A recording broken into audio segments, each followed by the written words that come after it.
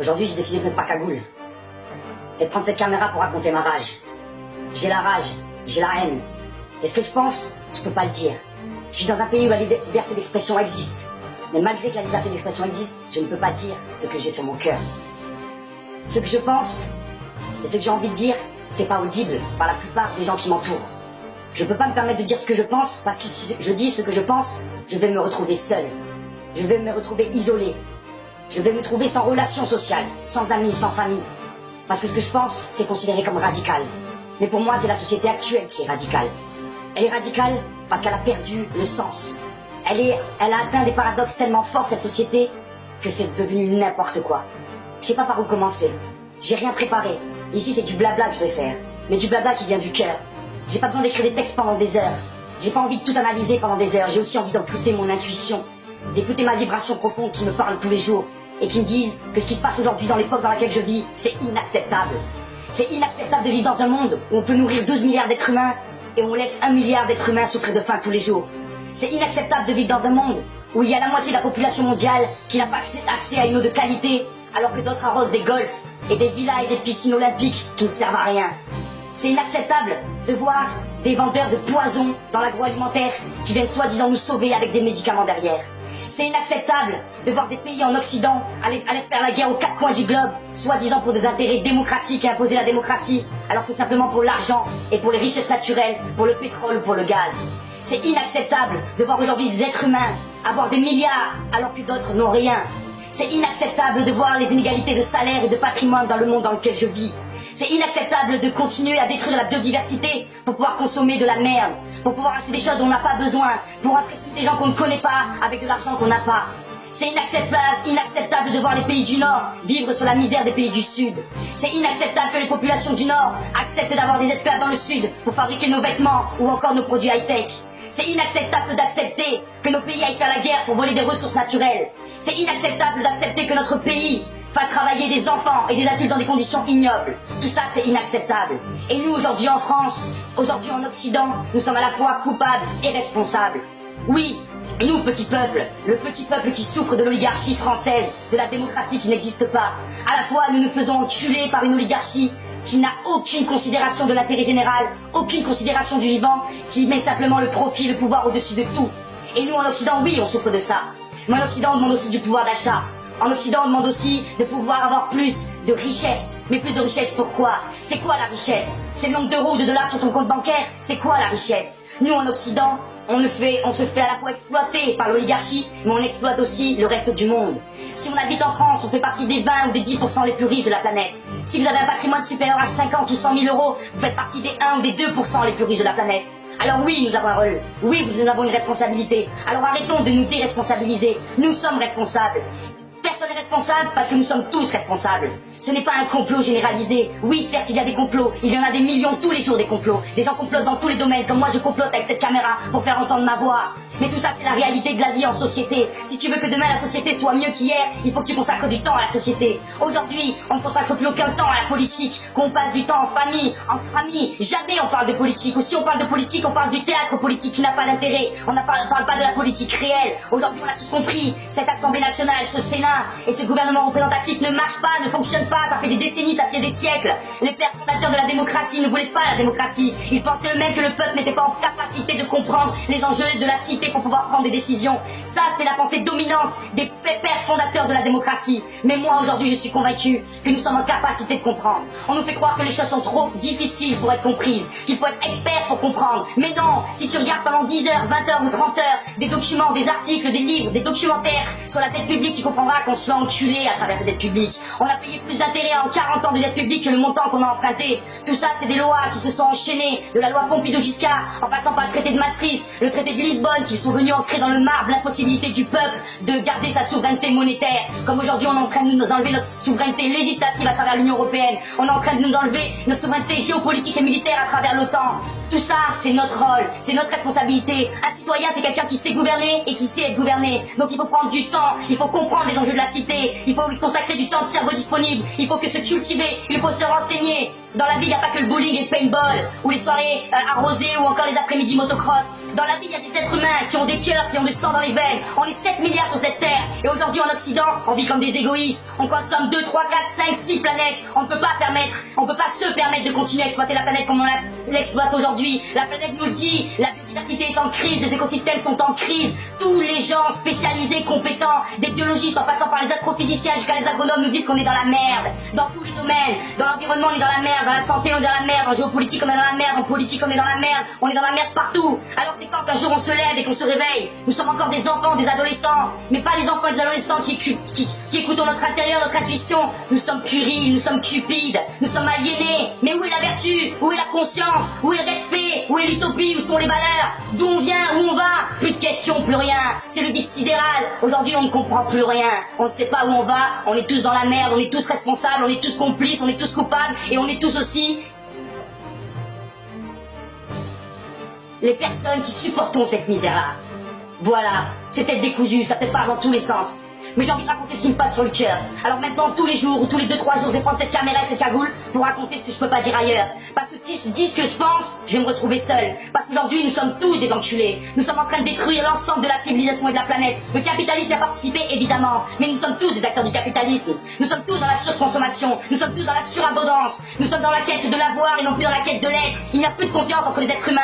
On ne se respecte plus, on ne s'écoute plus, on ne s'entend plus, on ne se comprend plus, on ne sait même plus communiquer les uns avec les autres. Je ne sais même pas si un jour on a déjà appris à le faire. Quand est-ce qu'à l'école on aura des cours de cerveau, des cours sur les sciences cognitives, des cours intéressants sur l'histoire, la géopolitique, l'économie, la santé pour comprendre le monde, pour devenir des citoyens acteurs de la cité plutôt des spectateurs, consommateurs. Ils veulent nous aliéner, nous asservir, faire de nous des machines, faire de nous des moutons, de simples consommateurs. Mais quand est-ce qu'on va écouter nos cœurs, au fond de nous cette vibration, toute cette petite voix qui t'empêche d'écouter tous les jours de ta vie? Est-ce que tu vas continuer à travailler pour une multinationale capitaliste ou pour une entreprise qui maintient un système inégalitaire avec une violence symbolique permanente? Ou est-ce qu'un jour tu vas ouvrir ton cœur et faire ce qui vient au fond de toi, et plutôt que de devenir ce qu'on te demande de devenir, deviens ce que tu as envie de devenir? Tu as tout au fond de toi, tu as les réponses. La vie t'a donné des dons. Tu as de la lumière au fond de toi. Tous les êtres humains sont beaux, tous les êtres humains sont bons. Nous avons de belles choses au fond de nous. Mais aujourd'hui, c'est la compétition et la comparaison qui nous animent. C'est savoir être meilleur ou plus riche que notre voisin. Mais c'est pas ça la solution. La solution, c'est la complémentarité. Quand tu construis un bâtiment, il faut tous les matériaux. Il faut des briques, il faut des tuiles, il faut du bois, il faut du carrelage. Et nous sommes tous complémentaires dans cette société. Pour construire l'édifice de la société, il faut que chacun apporte son matériau et sa compétence. Alors plutôt que vouloir apporter la plus belle compétence, celle qui brille le plus, la plus reconnue, apporte peut-être une compétence moins visible, mais une compétence utile pour l'humanité. Arrête de cautionner ce système qui est en train de tous nous autodétruire. Regarde la vérité en face, le matin quand tu regardes dans ta glace, qui vois-tu? Tu vois un simple salarié avec un contrat de travail, un CDI qui te permet de partir 5 semaines par an en vacances et qui laisse crever la moitié de l'humanité? Ou est-ce que tu es un individu qui a du cœur et qui respecte le vivant et qui a envie d'inventer un nouveau monde différent de celui qu'on nous propose? Y a pas de fil rouge, y a pas de fil conducteur. Je pense différemment, j'ai l'impression d'être fou. Je vis pas dans ce monde-là, je viens pas de la même époque, j'ai l'impression d'être un extraterrestre. Comment c'est possible de vivre dans ce monde-là? Tout est absurde. Même quand tu vas à la station-service sur l'autoroute, tu peux même plus boire de l'eau dans les toilettes. Y'a que de l'eau chaude, pourquoi? Pour t'acheter cette putain de bouteille d'eau. Vitelle ou Evian, je m'en bats les couilles. Et ça sert à quoi d'acheter de l'eau en bouteille? Ils ont réussi à privatiser un bien naturel qui est accessible à tous et qui est en train de polluer. Et eux, ils ont mis une bouteille en plastique dessus. Et maintenant, on doit payer pour pouvoir avoir l'eau potable. Et quand est-ce qu'on va payer pour avoir respirer l'air? Hein? Quand est-ce qu'on va se réveiller? Qu'est-ce qu'on fait? Où on va? T'as des enfants, t'as des petits-enfants, t'as des cousins, t'as des voisins. Pense aux autres, arrête de penser qu'à ta gueule. On pense que notre nombril, c'est plus que de l'individualisme, on ne voit plus rien, on n'est plus connecté alors que tout le vivant est connecté. Les arbres sont connectés les uns aux autres, les animaux sont connectés, tout est dans des cycles naturels. Et nous on détruit ces cycles naturels, on comprend rien. Il n'y a pas de mauvaise herbe, c'est qu'on ne sait pas à quoi sert cette herbe, c'est pareil chez les êtres humains. Tous ces fous et ces gens décalés plutôt que les juger ou les traiter d'utopistes. Viens écouter ce qu'ils ont à dire. Écoute ce qu'ils ont à dire, parce que les radicaux, les extrémistes, c'est qui? C'est ceux qui détruisent la planète, ceux qui détruisent le vivant, et ceux qui laissent mourir les êtres humains. Ou les extrémistes, c'est ceux qui veulent nourrir tous les êtres humains, qui veulent donner un toit, à manger, à boire, la santé et l'éducation à tous les êtres humains. Excusez-moi, je veux pas m'énerver, mais j'ai besoin de le dire, parce que ça me fait mal au cœur, et que le soir dans mon lit, je chiale comme une merde. Moi je souffre pas, moi j'ai tout, j'ai le confort, j'habite sous un beau toit dans un logement chauffé avec l'électricité. Je vis avec 1000 € par mois comme un roi, je mange biologique, je mange local, j'ai une vie de rêve. Mais mes frères et sœurs, ils font comment? Moi je suis un fils de bourgeois, je fais partie des 10% les plus riches de la planète. Et je suis responsable de l'assassinat de tous mes frères et sœurs qui galèrent, qui sont dans la misère. Parce que moi je suis dans la misère à cause d'une oligarchie, mais je suis responsable du maintien de cette oligarchie. Parce que je me ferme les yeux, je me voile la face, je me mets des œillères pour éviter de voir la vérité en face. Écoute ton cœur mon frère, écoute ton cœur ma sœur. Il y a tellement de belles choses au fond de nous. J'y croirais pas, l'homme n'est pas un loup pour l'homme. C'est ce qu'on nous a dit, c'est la société qui nous fabrique.